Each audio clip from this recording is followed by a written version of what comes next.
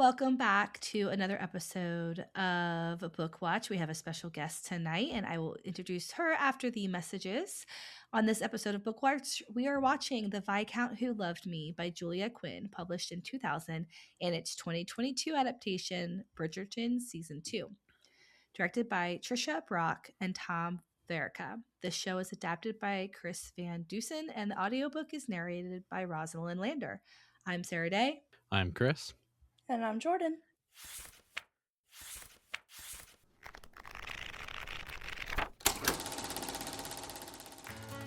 Welcome to BookWatch, the podcast where pages meet screens. Each week, we dive into the world of adaptations, comparing beloved books with their cinematic counterparts. From faithful retellings to bold reimaginings, we'll break down what worked, what didn't, and what made each adaptation unforgettable. Whether you are a bookworm, a movie buff, or both, grab your bookmark Grab your popcorn, and let's watch some books. Welcome back. Before we get started, I want to introduce everybody who hasn't been around for a while to Megan Lachowski. Hi, Megan. Hello. If you have been around, then you will recognize Megan from our first Bridgerton episode coverage. So Julia Quinn's The Viscount Who Loved Me was part of a wave of Regency romance novels that brought the genre back into the mainstream popularity. And the show's adaptation dramatically boosted sales of the entire series, introducing a new generation of readers to the books. Season 2 was celebrated as a landmark for South Asian representation, with viewers praising everything from Edwina's status as the diamond of the season to authentic cultural details like the haldi ceremony, hair oiling rituals, and generational jewelry. There was a little bit of critique with the blending of certain Indian regional differences. They kind of blended all of those together, but otherwise did a pretty good job of representing that culture. Season 2 debuted at number 1 in 92 countries and was the most viewed show on U.S. television screens for 3 consecutive weeks, according to Nielsen Media Research. This story and season focuses on how gender shapes character differently. Anthony and Kate in the book share pretty identical backstories of loss of a parent and responsibility, yet the difference in how that impacts them is very different, and how they overcome it is also very different, and we'll get into that during our conversation. But what did you guys think of season 2 and the second book, and how the adaptation handled the themes in the story and this relationship? Well, as always with Bridgerton, I feel like I have a two-part answer. I mean, it's so different from the book that it's kind of like, okay, well, they handled it in a really different way. They did not do a very direct page-to-screen adaptation. They had elements of that, but I still liked it a lot, and I think that adding in especially the cultural elements outside of England was a good call in general for the whole show, not just this season. And I think that they did a really good job with making it like normal, right? They weren't like saying, oh, here's a diversity hire and we're just like adding in a person of color just so that we can look inclusive. They were really like, no, we're going to pull in this a whole culture. And like you said, they kind of blended different regions, which maybe they could have been more specific, but they brought in many people of color and did not make it like as if they were like trying to do that to come across as like an amazing show, because they were doing it just very naturally fit in with the whole storyline. So I think they did a really good job with that. And then in general, like I think that the side plots were really fun, even though they weren't in the book. And the acting, as always, is really good, and the way that they filmed it is really good. So I think that overall they did a good job with the show or with the season. It's just so different from the book, so you kind of have to look at them as different things, even though the point of the podcast is a page to screen adaptation. But anyways, I think I liked it. I think that they did a good job overall. Well, with most of the things we review, the book was definitely better than the season, but it really was a well done adaptation still. They did a good job with giving everybody some depth still, and showing us these interesting characters and weaving in some new stories to keep us busy when the main book was a lot of in the heads of the Viscount, and so it was something you had to get out of that and add more storyline to. So I really enjoyed the book even more after watching the show, because I was able to kind of point out see the seams where they added things or where they didn't add as much depth to this area or where they bring it back around. So I enjoyed the book though, and I burned through them all pretty quick, and I think I would definitely keep going. So Yeah.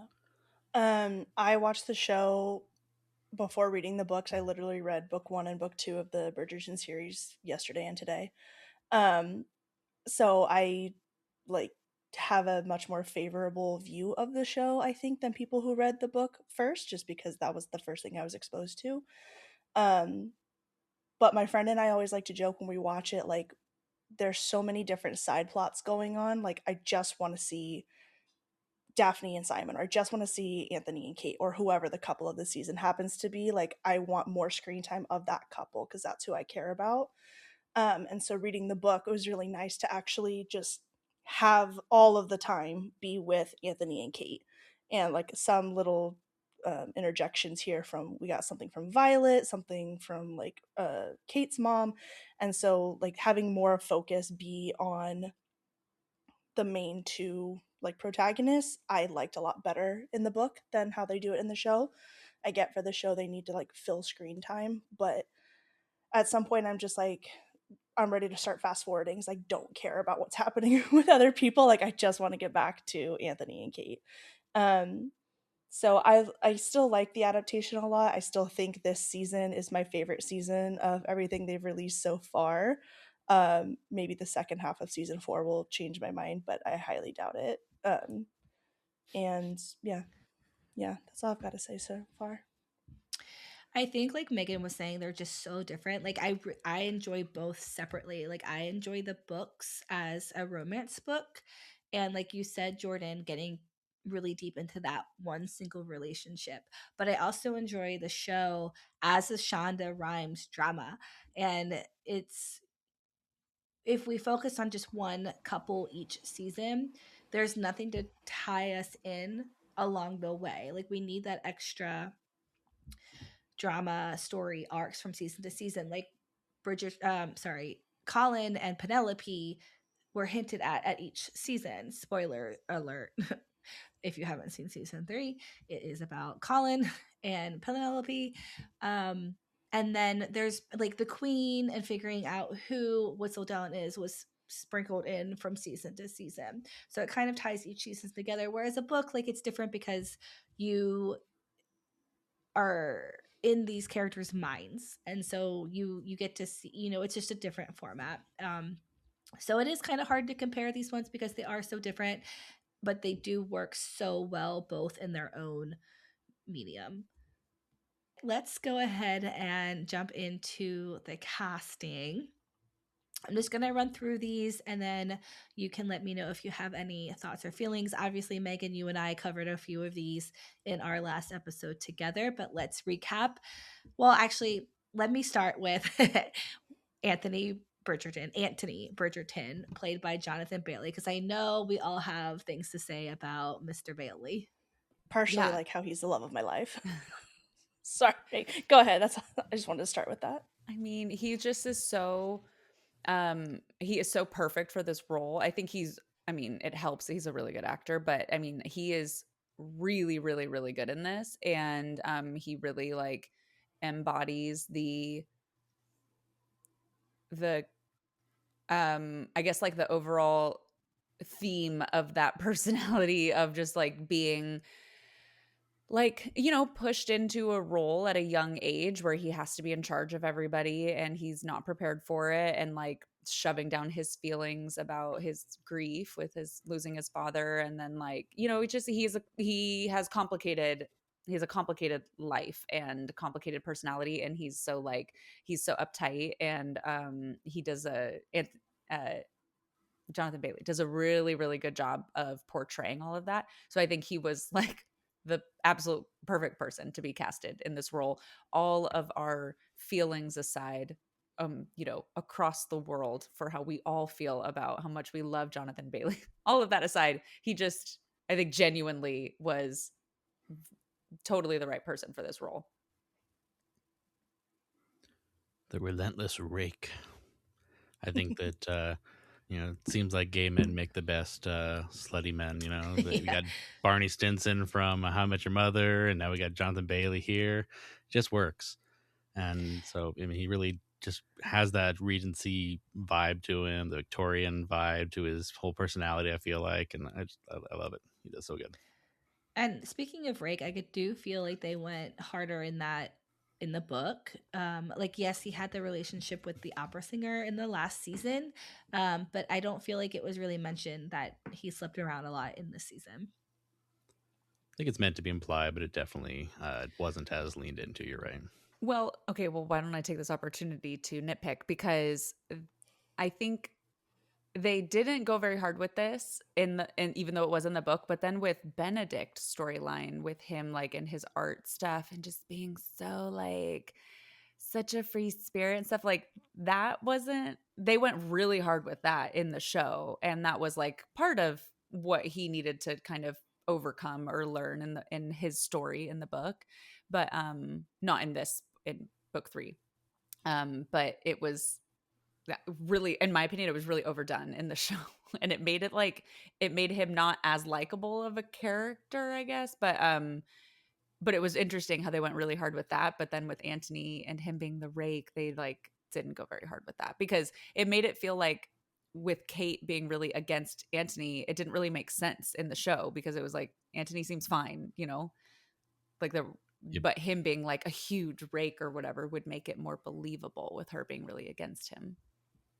Right. It made it more about that first interaction they had being poor in her eyes than about him being, the rake of the town. Speaking of Kate, let's talk about the Sharmas. They are the Sheffields in the book, and because they made it a Indian family in the show, they changed their last name to Sharma. So we have Kate Sharma, played by Simone Ashley, Edwina Sharma, played by Karithra Chandran, who will be appearing in the new season of One Piece on Netflix, by the way. And then we have Lady Mary Sharma, played by Shelley Khan. And then we have Lady Agatha Danbury, played by Ajoha Ando. Violet Bridgerton, played by Ruth Gemmell. Benedict Bridgerton, played by Luke Thompson. Colin Bridgerton, played by Luke Newton. Daphne Bassett makes a little cameo, again played by Phoebe Dynevor. Eloise is played by Claudia Jessie. Penelope Featherington is played by Nicola Collin. Theo Sharp is played by Callum Lynch, who is not in the book. Portia Featherington is played by Polly Walker. Lord Jack Featherington, again, not in the book, played by Rupert Young, and we will get into both of those additional arcs later on in the episode. And then the wonderful Queen Charlotte, played by Golda Rashuvel. I think everybody's great. I don't really have anybody that I am like, ooh, like that doesn't like they don't feel right in their character. I love the addition of Queen Charlotte, and I think her and Lady Danbury's relationship is really special. I think my favorite character across all of the show is Violet Bridgerton. She just is so kind and generous and loving, and she just like makes you feel like she's one of her kids, even though you're watching her on the screen. Yeah. And I love her relationship with Lady Danbury. I believe it like they start to get much closer in this season than they were in season 1, and I love watching that friendship between these two older women grow. That's something that is very special to me. But yeah, everybody else like is well cast. They act well. Everything is great.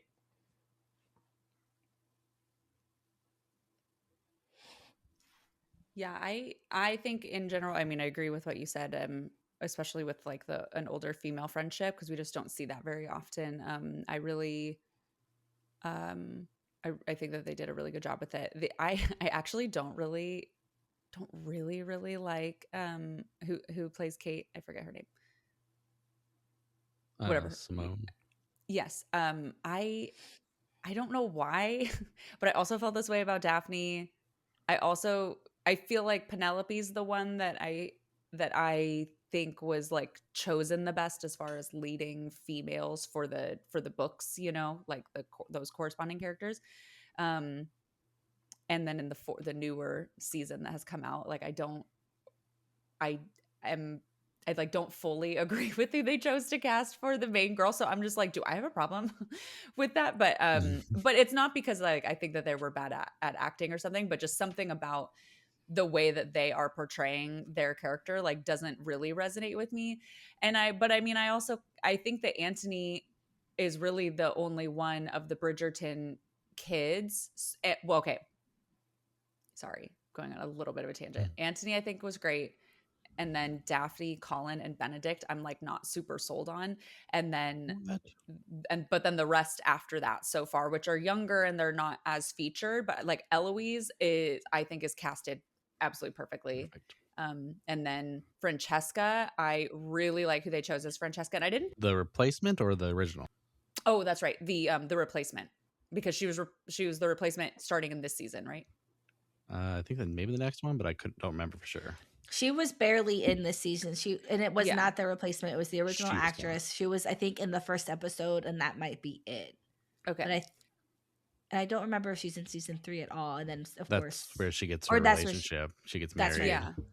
She is in season 3. Yeah. Anyways, I think she's casted. The replacement is great. Hyacinth is like perfect. So anyways, I'm like, it's something about the 2, 3, and 4 siblings. I just don't like super buy it, but I think that they all did fine still. And I'm not like actually against them. And I don't think that they acted it poorly or whatever. I'm just like, something about the way that they're portraying it isn't really hitting with me. But maybe it's because those characters feel like they've been changed more than the others. But also I feel a little bit like that with Kate. But I also think that they made the dynamic between Kate and Edwina really different in the show compared to the books. Yeah, we'll get into that for sure. Driving it for me. So anyways. And Megan, will you remind us, you read all of the books before the show, right? Yes. Okay. Maybe I hadn't finished all 8 before I read the show or before I watched the show. But I definitely was reading, at least in the process of reading all of them before I started watching the show. But I think I read them all. But yeah, I obviously love the books, and then the show I was not a fan of at first, and then now I like the show more.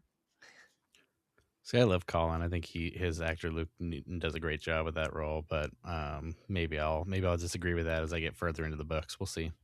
And I do think it's because I have issues with the storyline more so than the actual actor. And that one's out of order, right? Like Colin's book isn't 3rd in the series.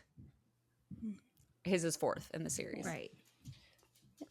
I was going to say, I think I understand where Megan's coming from, because, like, especially, like, having, like, literally just read the book, Daphne and show Daphne are 2 completely different people.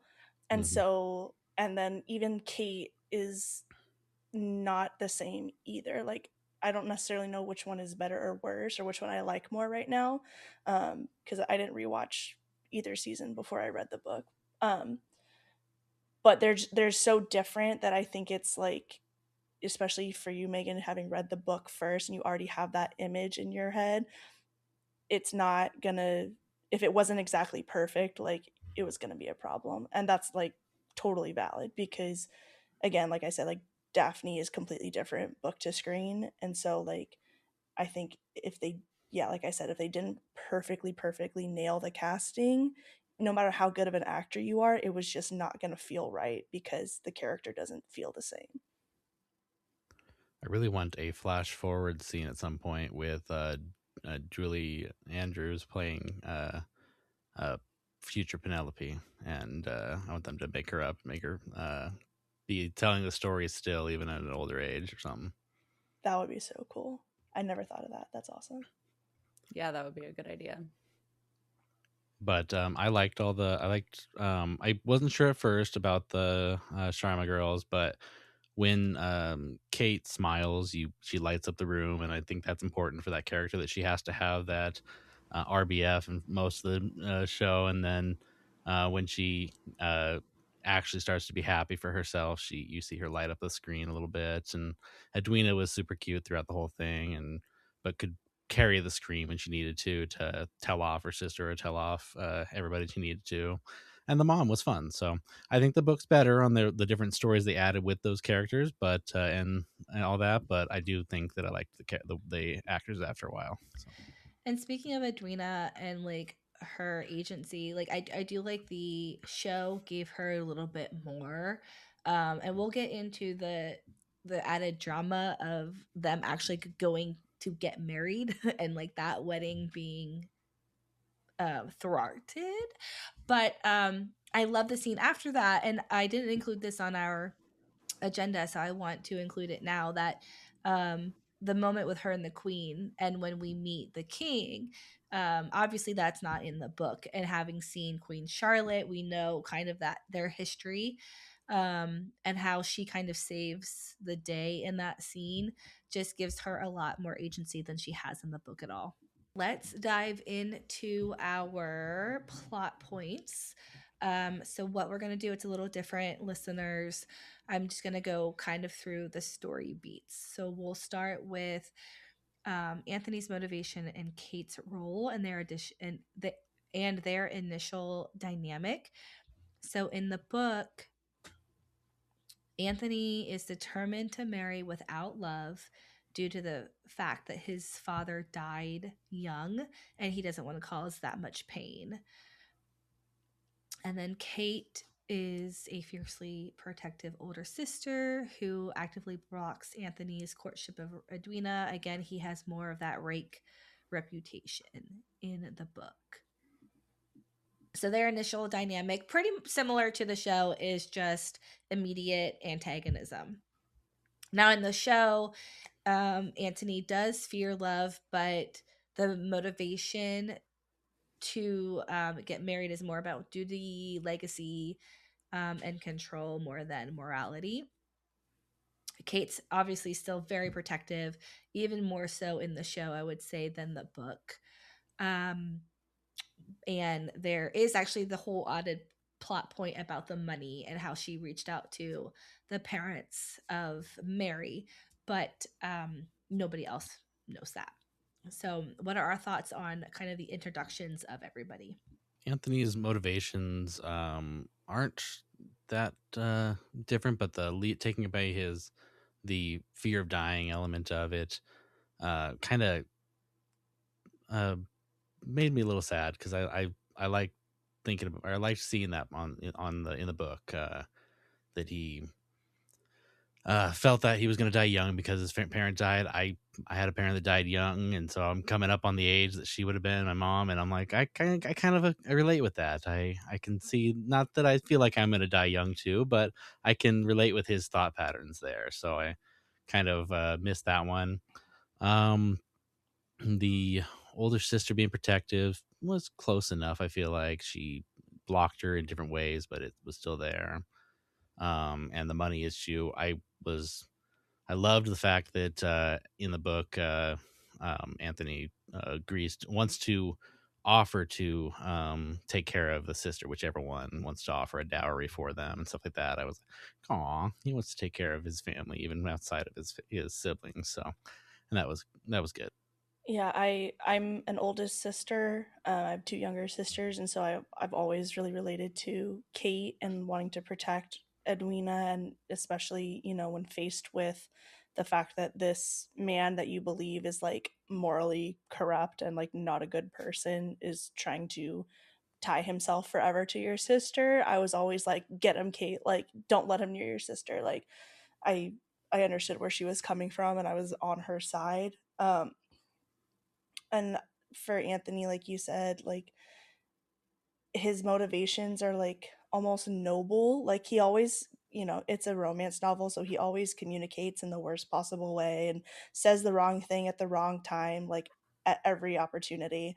But his motivations like are relatively noble, like he's trying to do the right thing or what he thinks is the right thing, and he's not trying to hurt anybody, but it still does. And then in the show, it's like you kind of lose that because there's not that focus as much on his own mortality, and it's more about like, you know, passing on the Bridgerton name and like who will be the next Viscount after me. Like I can't trust my younger brother, so I have to have a son.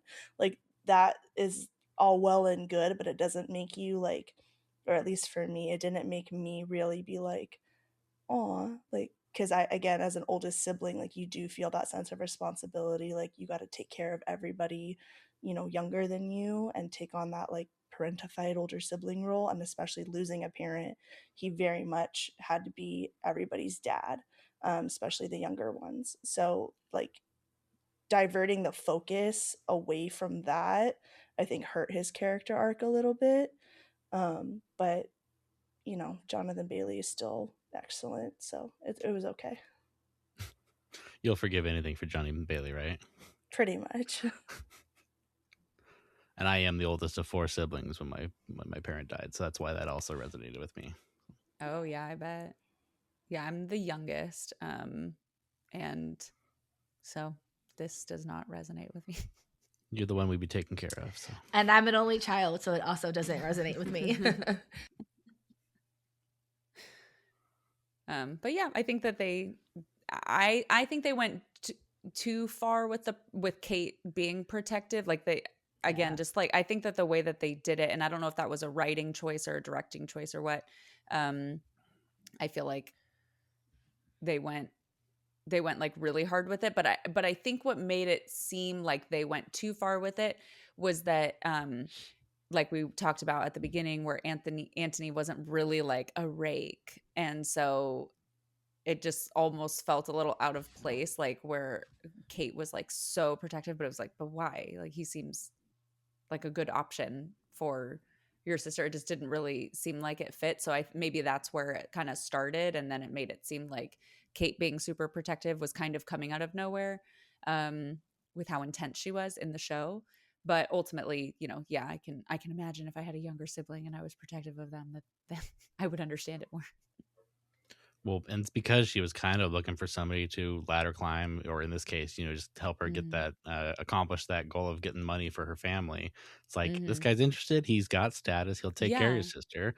Go, let it be. But it seemed like from the beginning, they wanted to make sure that there was that attraction that kept her, like almost the hatred / love that she felt for him, Right. was what was drawing her to pull away.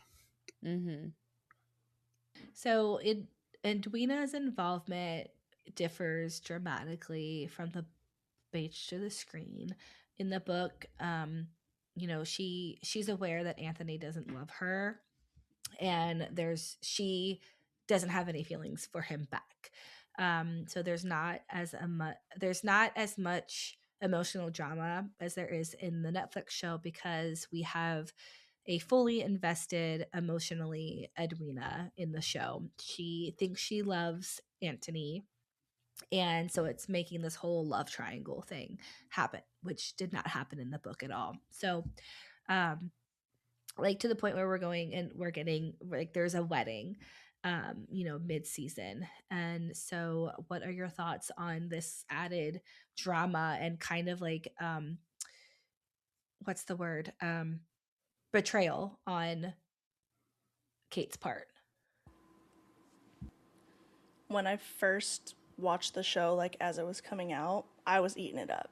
I was like, this is great. This is excellent television. I love the drama.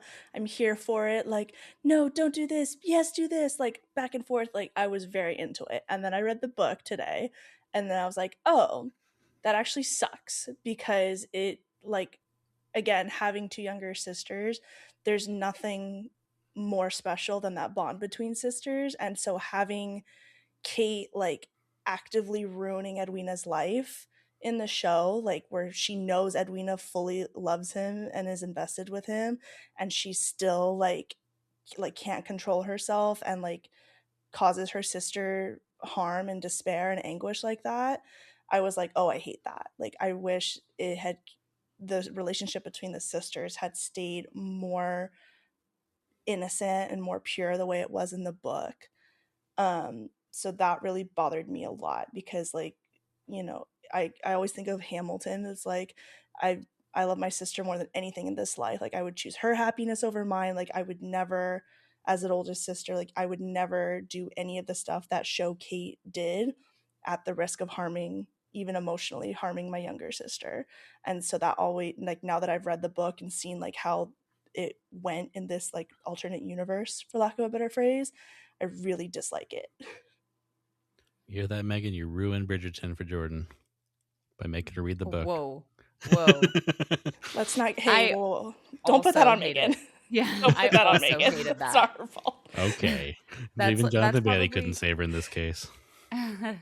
that's probably my least favorite part of any of the seasons, any aspect of the adaptations so far is that relationship, because I completely agree. Like, yeah, it is ripe for television, but we don't need to see more like drama on TV. There's enough of that, and there's so many examples of toxic relationships, and there's so few examples of like pure, genuine connection between people. And so to have two sisters in this book, when it's like they just have such a good relationship with each other, and it's like, and it's just relaxed. Like, once Edwina finds out, she like realizes that Antony and Kate like do have feelings for each other, she's just like, yeah, like obviously it'd be great if I got married to this like stunner who's super rich, but I mean, he doesn't like me and he likes my sister and she obviously likes him, so like go for it. And that's so much more rare to see that on the screen. So I'm really bummed because it was written for them to have a really good relationship, and they took it away so that they could make more dramatic television. Now, the way Edwina has her like a completely oblivious moment of like, I didn't even notice because I was so invested in this myself that I didn't notice, was interesting. And Kate was willing to give up all that. She was going to stand by and not do anything. It was only because her sister finally noticed that she that everything got interrupted and moved back around. Which is fair, but I think, like, again, the difference between like Show Kate and Book Kate, I think if Book Kate genuinely thought that Edwina had feelings for Antony and genuinely thought that she loved him and like truly wanted to marry him, that a lot of things would have gone differently and she would have behaved much differently. But because she knew it was still she had that relationship with her sister where she knew it was still kind of up in the air and we're all just kind of casually dating or courting and seeing where things go, like, she still felt like she could, talk to him and like needed to have those conversations with him and stuff like that. So I hear you, but I still hate it. So the first kind of turning point in the book, at least, and there is a moment in the show that reflects this, but Kate and Antony in the show have a lot of tension throughout the first few episodes. But the bee sting incident is a major turning point in the book and completely changes the course of their relationship in the book, because so the bee sting happens. He freaks out like he does in the show, but he tries to suck the venom out in the book, and they're caught. And it is compromising position, even though it was the bee sting. So they're forced to get married because of the honor and all of that. However, in the show, it is nobody catches them. He doesn't try to suck the venom out, but he does have a panic attack that she kind of helps him through. And I want to mention that I was disappointed in the show for not including more of the Storm history with Kate. And we'll get that Storm stuff comes later in the book and the show. There is a kind of a nod to the Storm in the show, but it's such a important part of their relationship that they both have this backstory of a death of a family member affecting them to this day, and that they overcome it together. And that's such a strong, bonding moment for them. And this bee sting is the, start of that coming undone in the book. So I wish that the show included more of Kate's Storm fear. But let's talk about the itty bitty bee. throughout the entire season up to this point, they've had a bee fluttering around in different parts of the show that I kept pointing out to my wife that, oh, there's the bee, there's the villain, there's the bee. And they finally get to the point where he gets stung and or she gets stung, and it then barely anything happens. I was like, well, that was anticlimactic. But because it is such a big moment, and you see so much or hear so much of that fear come through in the book of um, his trauma, he believes that getting stung by a bee can kill you no matter who you are. He doesn't understand the science that you might be allergic to it, and that's what killed his father and possibly where he stung and all that stuff. But yeah, so I was disappointed not to see that be more drama there than it was. It was just another interaction for them to um, kind of see each other again and get to know each other again more. It seems like they used that opportunity, the bee scene in the show, for like heavy breathing and a close camera view of their faces rather than like having it make sense for a plot line. And in the book, you can tell that Kate is like, why are you overreacting to this? And most people wouldn't react that strongly to something like a bee sting. So, there's still that overreaction in the book, but in the show, it's just like, I was like rolling. I mean, I love romance shows and romance novels and all of that, but I was like rolling my eyes. I'm like, oh my God, they're just like wanting like a close up shot where they're like, like breathing on each other rather than it being like, no, this is actually like because of trauma. And, it just kind of diminished the traumatic experience that Antony had, I think, and like the way that he has to overcome it. Well, and they do include the flashback in the show, which I appreciated. But yes, I agree with you that they so we understand why he's reacting this way, but I do agree with you that they diminished what this truly means in the story of their relationship. Yeah, I agree too. I don't like what it does for Anthony's character in the sense that, like, in the book, she gets stung by a bee and he takes action and he's trying to help her and he's like trying to squeeze the venom out and then he's trying to suck it out and he's trying to do all of these things and like he's panicking and he's freaking out, but he's still a man of action and he wants to save her and he's trying to be a hero.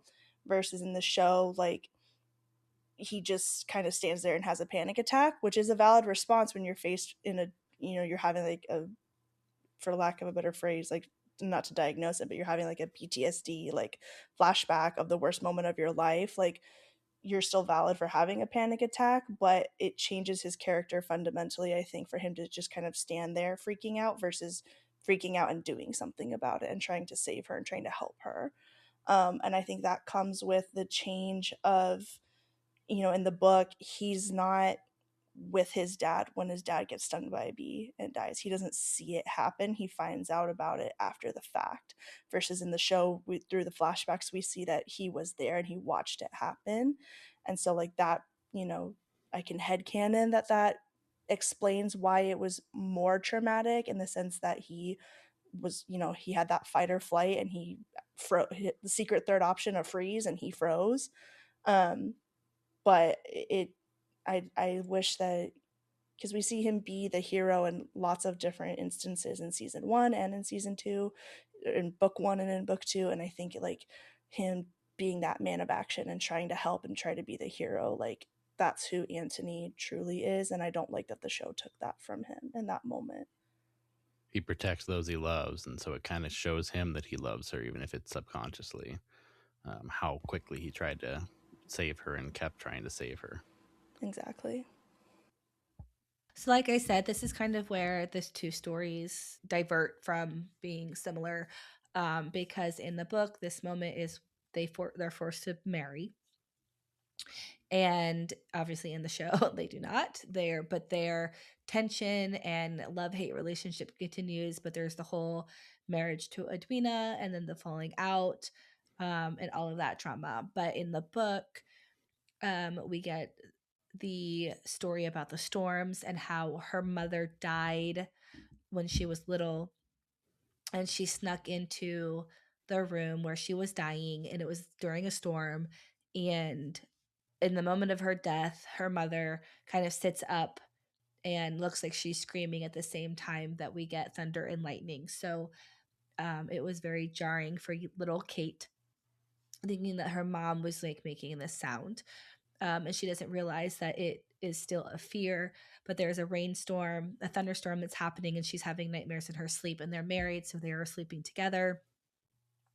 And so he kind of helps her through that. He convinces her to go ask Mary about it and say she might know, what happened to your mom. And so they overcome that. And then they're also overcoming his fear of thinking he's going to die at the same age as his father. And then in the epilogue, we do get that birthday.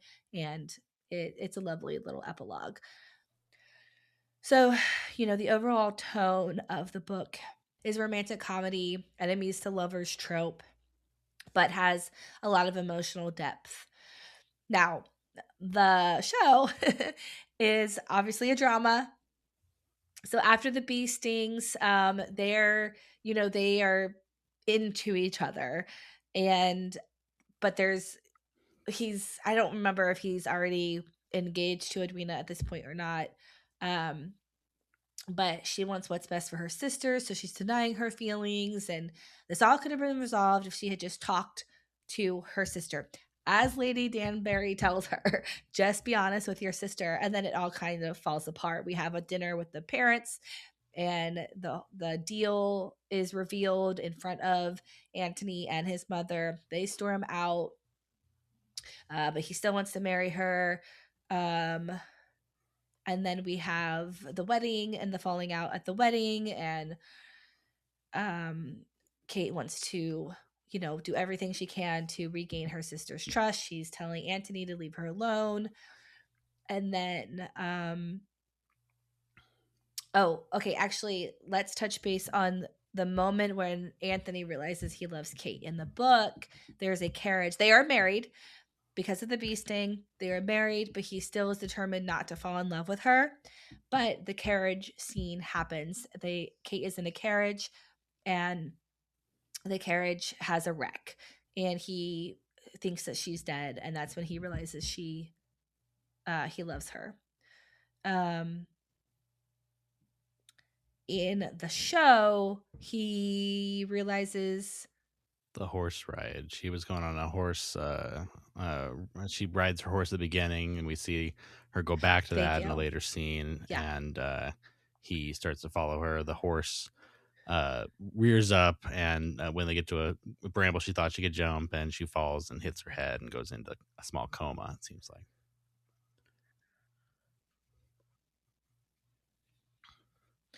Right. So both show and book do have a scene where she gets injured. Again, the show is much more dramatic. And he still doesn't admit anything until she wakes up. It's been like a week where she's been in a coma. And then he returns to ask her to marry him. She still denies it. But then they, after getting Edwina's forgiveness, she does accept the proposal. And I don't know if I mentioned for the show is that they do have a moment where Daphne catches Kate and Antony together in a room. It's in a somewhat compromising position, which is reminiscent of her scenes in the first one where she gets forced into a marriage. And it's kind of interesting that Daphne doesn't have, has one experience for herself, but doesn't force her brother into that anyway. And he's, being a man, doesn't have to marry her in that scene. So it was kind of a callback there to the earlier stuff. And there is a scene early on with Marina and Colin too, and where Colin goes and sees Marina, which is, I think, leading to a later conversation in a later season, but it gave her some closure to that scene with her being happy with her twins and her husband there, and Colin gets some closure as well. And then I guess in the show we also get the Penelope reveal as well at the end of this, right? Or is that? That's only in the show, though. Okay. Yeah, we can get into that when we talk about the additional arcs. But do you guys have any other thoughts on the Kate and Antony's relationship and their story arc before we move on to reading the carriage the other dramatic accident arcs? scene had me crying. like straight up. I thought it was so like sweet and romantic that he had, and he talks about it in the book, he's been pondering his own death for so long that he never stopped to think like, oh my god, what if my wife dies, what if somebody that I love dies and I have to live after that death. And he's just like, he keeps saying it was supposed to be me, it was always supposed to be me, I was supposed to go first. And I'm just sitting on my couch sobbing because I'm like, oh my god, Anthony, because I'm seeing Jonathan Bailey's face in my head. So I'm like, oh my god, I wish we had gotten this moment where she wakes up in his arms and he's able to confess to her right then and there that he loves her, and they're already married. And because earlier in the book they have the conversation, he tells her straight up like, I'm never going to love you, like we're doing this because we have to, I lust for you and we are friends, but I'm never going to love you. And because he won't let himself. And I think like that, even that shorter arc in the book of him going from I I'm not going to love you, and then in his head being like, because I can't let myself love you, to being faced with her mortality and being like, screw it, forget it, I love you, I please don't leave me. Like that is such a wonderfully romantic moment that we don't get, and it breaks my heart because I would have loved to see Jonathan Bailey act that bit out, and I think he would have killed that. Give him all the awards in that moment, and we didn't get it for sure. But he The did more pull I himself think out of the about it, the water. more I don't like this show anymore. Because they seem to just take all the best moments out, and so I think I'm gonna join the Megan anti-show train. But he did pull himself out of the water in a soaking wet shirt and strip down. So does that redeem it for you a little bit? You got me there. You got me there. That was okay. Not doesn't redeem it. It certainly that helps. was a great. That was an example of. It was an example of like, yes, this was a good idea to put this into a TV show. Yeah. Because we have great visual evidence for this thing that we can all imagine. But that is the type of stuff that should be put into the shows, not like changing Edwina and Kate's entire relationship. Yeah. That scene was hilarious because it was Kate telling Edwina it's not polite to stare, and then sits there and stares herself. Hey, and weren't we all staring at that point? Fair enough. Yeah, I think the scene where the mom is giving birth to the breech baby and he has to make that decision for his own mother's, like he doesn't end up making a decision. He says whatever she wants. But I think that could be a little bit reminiscent of his having to make decisions for those he loves, and possibly having someone else he loves die.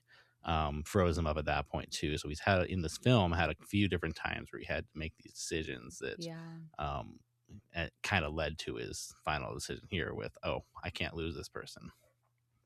So. Yeah, I thought it was a great scene. And it showed his having to take on responsibility as a young man when he really shouldn't have any business making those decisions at that point. Yeah. Well, and that was another example in this show / book. I mean, they, I feel like the book does this in different ways, right? The book is so different, but Julia Quinn writes it and this show demonstrates it, where like the way that people had to live back then and like the types of decisions that had to be made and who was able to make the decisions and stuff, like Julia Quinn does a really good job of writing it in a really lighthearted way but still making the point. And then this show in a more dramatic way shows the same thing, where it like that scene, because it's obviously, it's like you can look at that objectively and be like, that is so messed up that somebody that young who just lost their father and now has all of these siblings to take care of, and now his mother is giving birth, and he has to choose between his mother's life and his younger sibling's life, and like the fact that he's the one to make that decision and the mother can't even choose, like,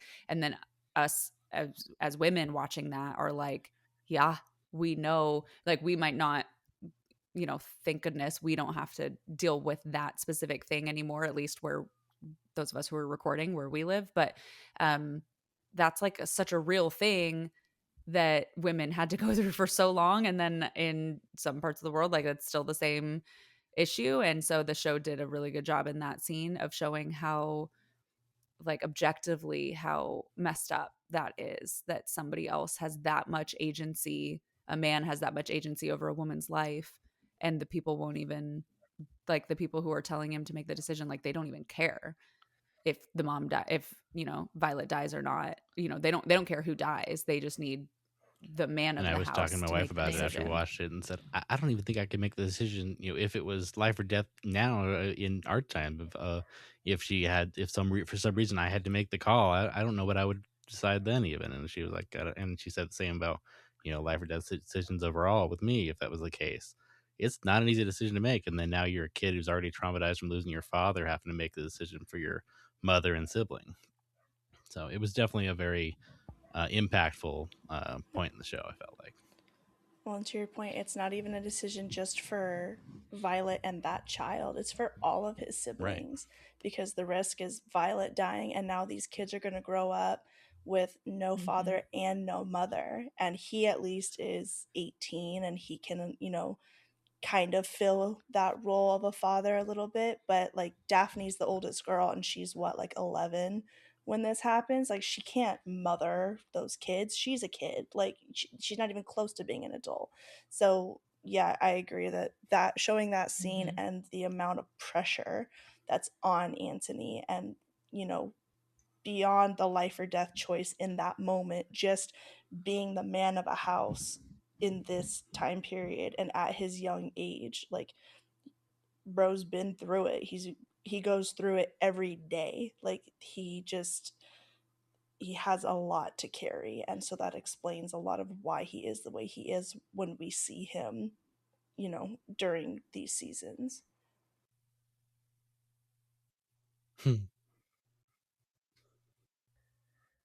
Well, on that note, um, let's try to bring the mood back up. And there are three ish added arcs, three main ones. We've got the Featherings and the scheme to make money. If we remember in the last season, the father killed himself because he lost all the money in like the gambling thing, the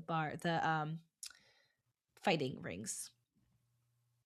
And then Colin is involved in that in a sense because the owner of the bar, who was the fighter in the fighting rings, warned him not to get into business because he was familiar with kind of the scheme and he had knowledge of it. So he warned Colin, and then Colin ended up bringing it down in the end. But Miss Featherington is out scheming everybody and manages to still come out on top of the situation. Then we have the Eloise and Theo and Penelope dynamic where Eloise has met Theo and they're trying to figure out who is Whistledown. She confides in Penelope. Obviously, Penelope doesn't want her to look into Whistledown because she is Whistledown and she does not want her best friend to know that. There's the whole part about the queen thinking it's Eloise, and Penelope writes something really bad about Eloise in the paper so that nobody would write that bad about themselves. So the queen is no longer looking into Eloise. And then a smaller arc is Benedict's story and going to art school and realizing that Antony had made a donation and that's how he got in. And I have not read Benedict's book, but I know that he is still artistic in what we've seen of season 4 so far. Um, so I don't know how much of a foreshadow, art school is, but those are kind of our added storylines. Do you guys have any thoughts on those arcs and The what only they one that I added to the show? really, and again, I haven't seen the show in a long time. The only one that I remember really being interested in was Eloise and Theo and Penelope and like trying to figure out who Whistledown is. Um, I the actresses who play the Featherington sisters and mother outside of Penelope are wonderful actresses because I hate them every second they're on screen. They're so annoying. I don't like anything about them. They're great actresses and they deserve flowers for that. But yeah, their whole thing with them trying to make their money back and this, I was like, fast forward. Where's Jonathan Bailey? Where's Simone Ashley? Bring back Kate and Anthony. Benedict in art school like was small enough this season that it didn't bother me that much. It was like, okay, like still like let's get through it, but I wasn't like, should I just fast forward this? Um and then I wish Kate's mother story and the storms, I wish that had been in there, because again, it's the shared experience of her and Anthony like losing their parents in traumatic ways and it's still being with them, I think is really important as to like their love story. Part of their love story is how they are able to heal each other or help each other in their own healing processes. And so I think like taking that trauma away from her, like it doesn't allow them to have as deep of a relationship, just because she can't understand him on that level the way that she can in the book. um so yeah.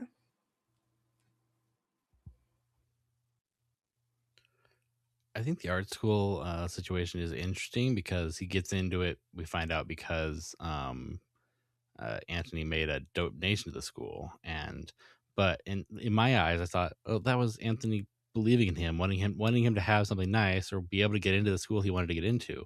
So he made a way, but it um, ends up just backfiring when Benedict doesn't realizes he didn't get in based on just his merit as an artist. But I was like, that's your brother showing you love. He made sure you got the thing you wanted.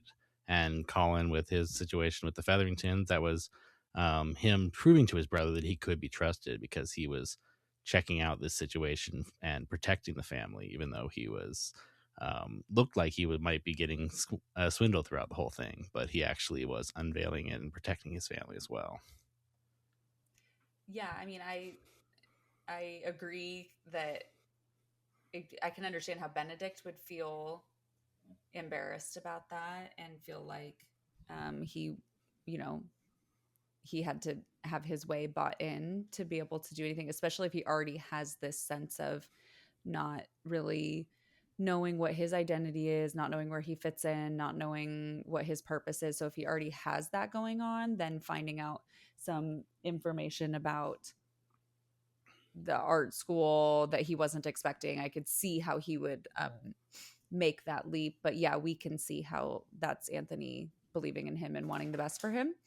And Eloise and Theo going to that plot line, I really liked that plot, and Eloise like trying to figure out who Whistledown is. I do think that at times it was overdone, which is typical, you know, of the show in general, trying to make things more dramatic.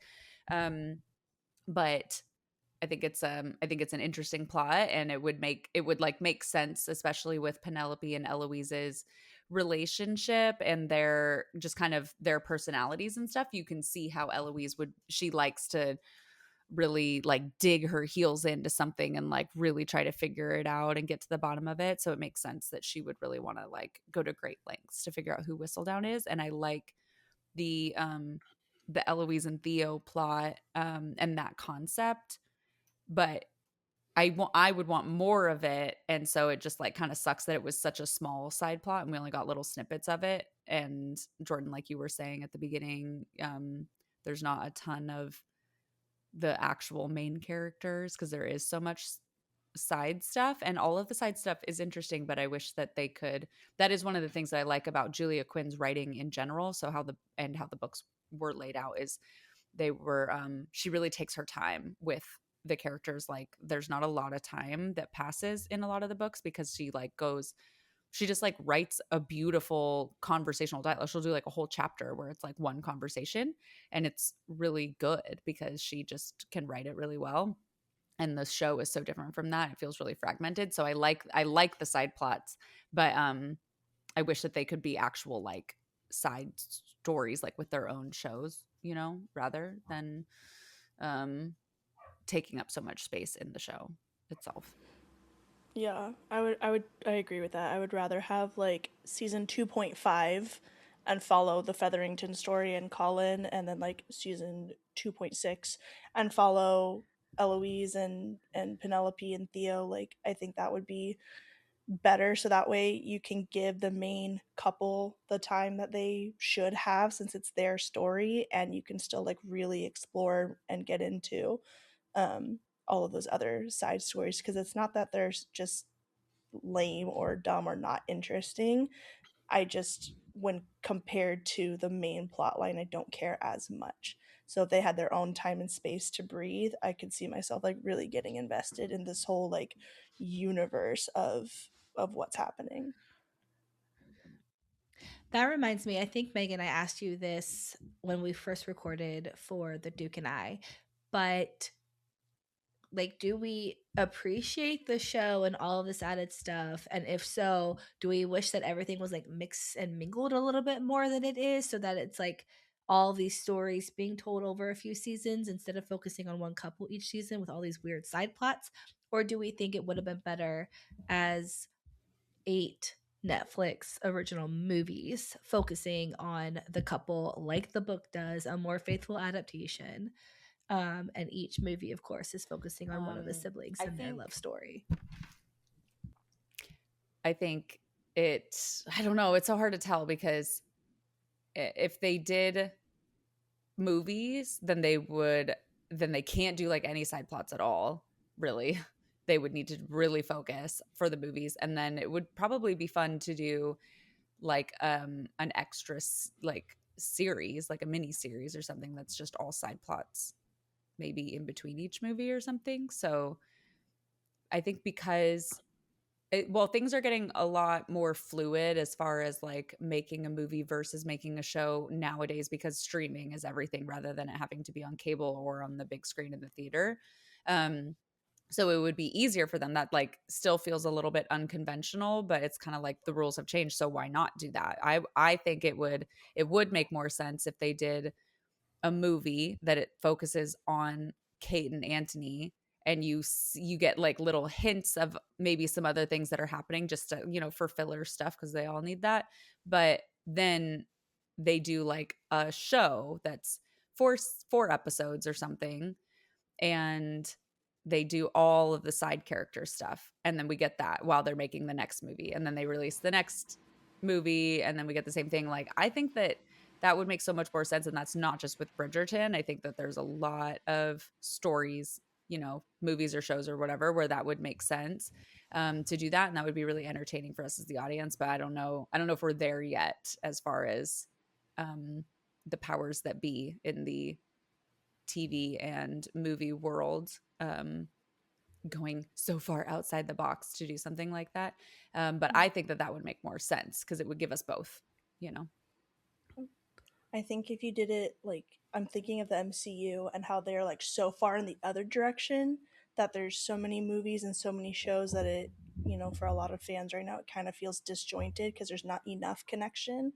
So I think if Bridgerton can find a happy medium and have the movies that focus on the main couple, and then the side shows that fill in the background information and the side plots, like, that would be my ideal universe. Because then I think, if you're not trying to cram side plot in there, then maybe you can, add to the drama of what's actually in the book, instead of like throwing extra stuff in there that didn't happen or completely changing the plot line. Like, I think a movie forces you to be tighter, and so there wouldn't be so much room to just like change stuff around, because you have to stay within the confines of a film.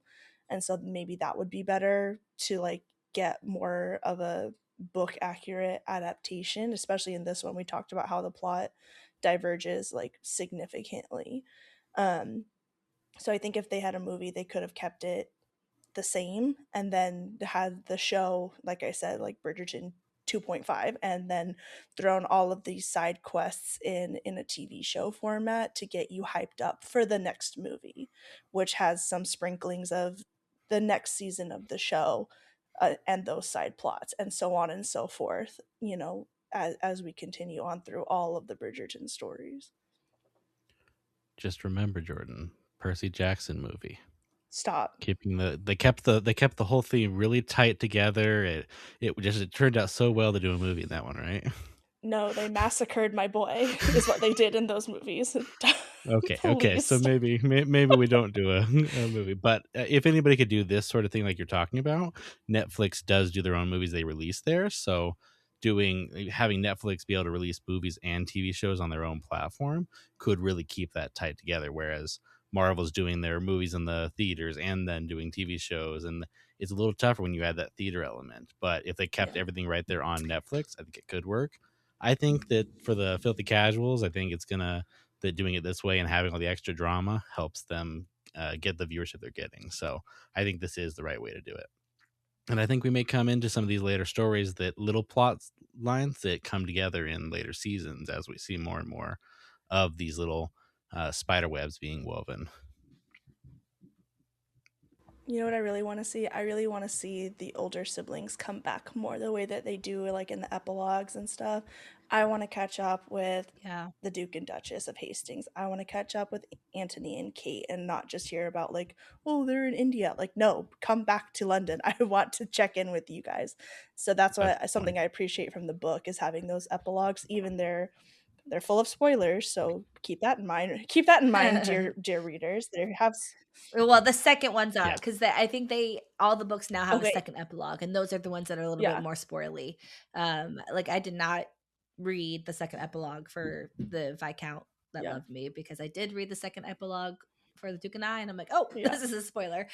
Um, Now Phoebe Dynevor, who played Daphne, she has said that she would come back anytime they asked her, but they are not asking her, and that might be because Reggae Jean, whatever his name is, like left and he doesn't want to come back.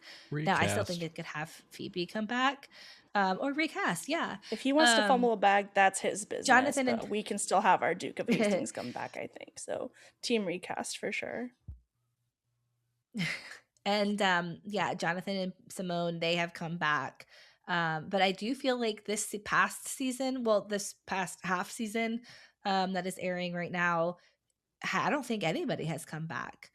And I don't think Phoebe was in season 3 at all. So yeah, it is a little, it's like they start just dying off. And so it would be nice to see, because I mean we're by the time we're on season 6, 7, 8, we're going to have seen those kids all the seasons. They have been since season 1, and it's like all the older seasons just disappear. Oh, sorry, all the older siblings Yeah, just disappear. So it's rather yeah. And Well, disappointing. especially Francesca how, came back.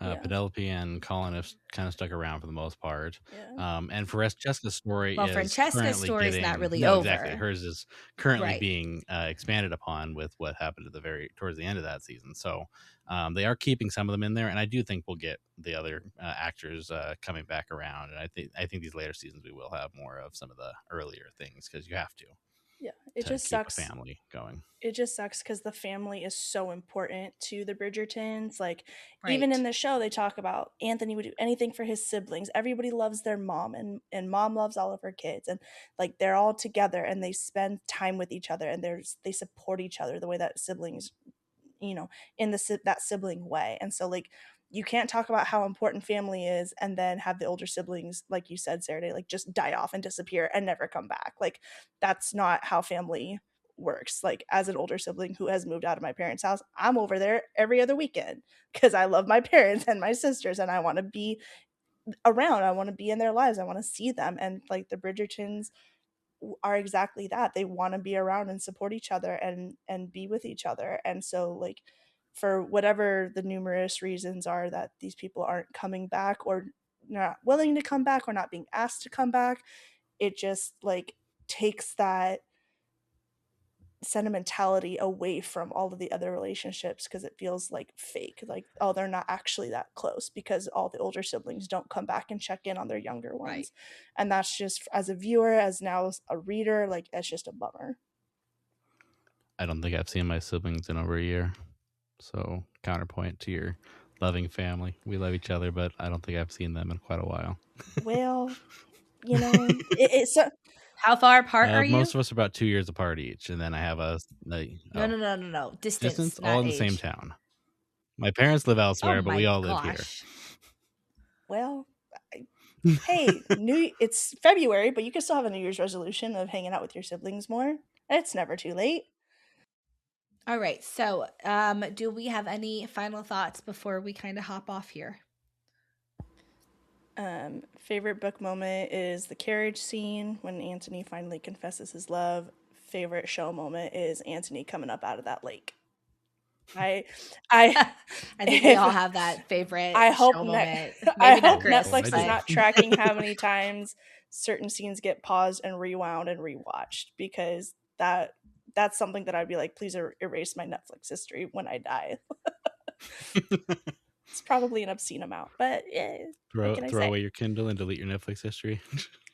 I don't think I have anything else to say at this point.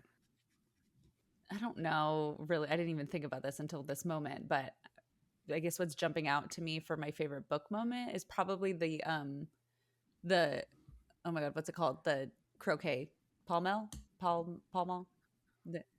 I love. Yes, I think I liked the show scene of that better upon my recent rewatch, because I have felt so bitter about the show until recently, and then I rewatched again to prep for season 4 coming out, and I like and I also reread all of the books last year, and I like every season of the show more than I have before. So I like that scene more now, but I think it's better in the book, because I just feel like as with everything else with the show, they make things so much more antagonistic and dramatic, and so the show just felt kind of like okay, but still I do think it was funny, and in the show, obviously the Jonathan Bailey, the lake scene. But what I like about that, other than the obvious, is that, just like we were talking about earlier, where it's like so cute, the sister's just like looking at him, and that's something that was like would have been so risque, at that time and in that place. And I thought that they did that really cutely in the show. Like it was just enough of like a little bit of a sexy scene, and they're them being cute and giggly, but it wasn't like over dramatized for once. It was just like the perfect, couple, not even a minute, right? It was like 30 seconds really. And I thought it was like the perfect little amount that they added something like that in. Yeah, I just think there's a lot of missed opportunities of some of the adaptation things that I would have loved to see from the book, but nothing specific popping out to me. in honor of my dog, who I've had for almost 2 months now, like 6 weeks, I'm going to say my favorite part was Newton. Yes. And all the chaos that Newton caused. Oh, Newton. I like in the book how much he loves Anthony right away, and like it responds to him so well. And I feel like in the movie they subverted that a little bit, but it was still fun and cute. Okay, well, thanks for joining us. Megan, would you like to share where our listeners can follow you? Yes, I am mainly active on Instagram, and I don't really have a podcast type of creative page for now. So you can follow my personal page if you want. It's Megan, MEGAN _ Lachowski, LACHOWSKI. And I have a dance page too, if you're interested in all of my dance adventures. I teach dance classes in the area that I live in. So that's my main creative outlet at the moment. All right. Well, thank you so much for joining us. And we would love to have you back on the next one, which is, I think, an offer from a gentleman. Is that right? That's the next book. We'll have to figure out if we want to do book 4 and season 3 first, which is Colin, or if we want to do book 3 and season 4, which is Benedict. Yes, we'll have to discuss that offline. So listeners, write in. Let us know what you'd rather us do. All right. Until next time. Bye. Bye. That's a wrap for this week's episode of BookWatch. We hope you enjoyed diving into the world of page-to-screen adaptations with us. If you love this episode, don't forget to subscribe, leave a rating and review wherever you listen, and share it with a fellow book and movie lover. If you prefer to watch along, you can check out the show on YouTube, youtube.com/@BookWatchPodcast. You can follow the show on Instagram @BookWatchPodcast, and you can follow me, Sarah Day, on Instagram @captain.mcdee. That's MCDEE. And you can follow me, Jordan, on Instagram at JJCarrido. That's CARRIDO. And you can follow me, Chris, at Cyborg Knight 404. That's Knight with a K. You can also join the conversation in the BookWatch Lounge on Facebook at facebook.com/groups/BookWatch Lounge. If you'd like to support the podcast, you can join the Patreon at patreon.com/bookwatchpodcast. Tiers start at only $4 a month, and we would love to have you over there. Have a favorite adaptation you'd like us to cover? Or a book you think deserves a screen adaptation? Or just want to let us know of any feedback? Send us an email at bookwatchpodcast@gmail.com. Until next time, Keep reading. Keep watching. and we will see you next week.